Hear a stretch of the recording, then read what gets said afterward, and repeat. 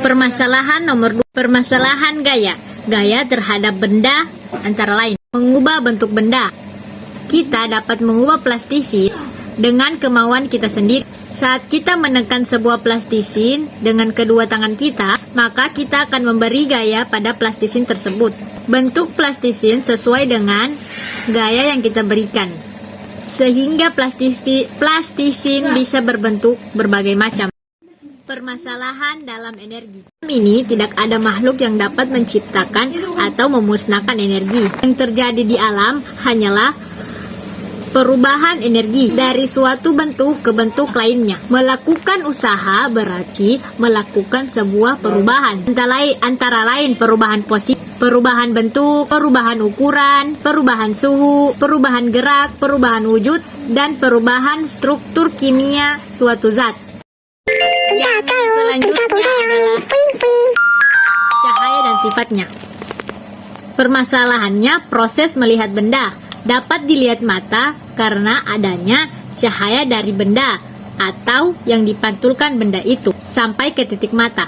Cahaya yang memiliki cahaya sendiri disebut sumber cahaya, dan benda yang tidak memiliki cahaya sendiri disebut benda gelap. Yang selanjutnya adalah masalah tata surya. Bagaimana jika bumi ini berhenti berputar? Banyak kejadian buruk yang akan menimpa kepada kita. Contohnya sederhana, seperti kekacauan waktu dan hari. Kita mulai dengan lautan. Saat ini, lautan berada di tempatnya karena adanya gaya sentrifugal yang disebabkan oleh momentum sudut dan gravitasi planet kita. Tanpa adanya perputaran, lautan akan berimigrasi ke tempat gravitasi yang menarik mereka seperti kutub utara. Permasalahan yang selanjutnya adalah pesawat sederhana. Pesawat sederhana adalah alat yang dapat memudahkan pekerjaan manusia. Besar gaya dapat menjadi lebih kecil sehingga dapat memudahkan usaha manusia. Keuntungan menggunakan pesawat sederhana ini disebut mekanisme. Pesawat sederhana dapat memberi manfaat yang banyak, antara lain seperti mengubah bentuk, energi, mengurangi gaya, memperbesar kecepatan, dan mengubah arah. Masalahan yang terakhir adalah perubahan wujud zat.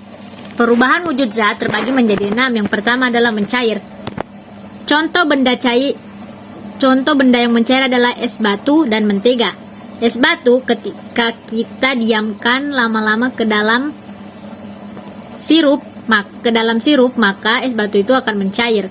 Mentega akan mencair ketika kita masukkan ke dalam penggoreng. Yang selanjutnya membeku ketika kita menaruh sebuah air ke dalam lemari pendingin, maka air tersebut akan menjadi es batu.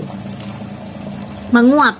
Ada 4 cara untuk mempercepat terjadinya penguap, yaitu memanaskan, memperluas permukaan, meniup udara di atas permukaan, dan mengurangi tekanan di atas permukaan. Selanjutnya, mengembun. Contoh dari pengembunan adalah pengembunan alam yang terjadi di pagi hari. Yang selanjutnya adalah menyublim. Menyublim juga biasa disebut dengan melenyap atau mengkristal. Melenyap adalah peristiwa perubahan wujud zat dari padas menjadi gas, sedangkan mengkristal adalah peristiwa perubahan wujud zat dari gas menjadi padat. Sekian jawaban UAS dari saya. Terima kasih.